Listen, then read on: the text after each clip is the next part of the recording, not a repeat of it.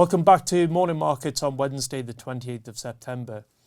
In trading hours yesterday, the yield on government bonds in developed markets and here in the UK continued to push higher, providing a negative return for government bonds.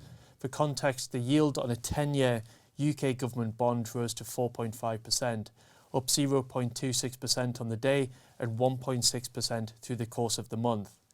In the UK, this is reflecting the growing expectation that the central bank is going to have to do more by way of tightening financial conditions. This is through raising interest rates, but also reducing the size of bonds available on their balance sheet. We've seen bond yields through the course of the year move higher as markets have been anticipating a response from central banks to quell inflation. And through the course of the year, we've seen interest rates in the UK move from 0.1% to 2.25%. However, comments yesterday from central bankers, including the chief economist of the Bank of England, Hugh Pill, suggested that a more aggressive rate hike would be needed at their next scheduled meeting, which is not now until the 3rd of November, to manage inflation following the finance minister's fiscal package, which was unleashed last week. The market is currently pricing in a 1.5 to 1.75% increase in rates at or by the next scheduled meeting in November, therefore not ruling out an interim hike, taking interest rates closer to 4 or 5% by the end of this year, with the markets expecting interest rates could be some 6% by the middle of 2023.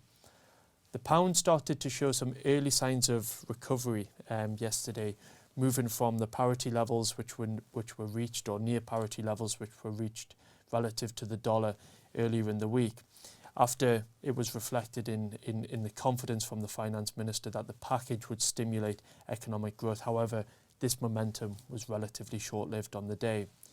On the Italian side, the move reflected the potential impact that the new government, who are expected to provide generous fiscal stimulus in order to support business and households with their higher living costs at a time in which the European Central Bank is raising interest rates, therefore increasing the cost of servicing that debt by the Italian government.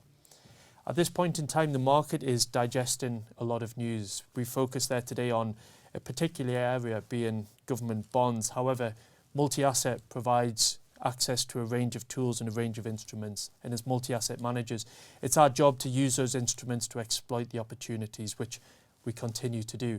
Thank you very much for watching. We look forward to bringing you up to date throughout the course of the week here on Morning Markets.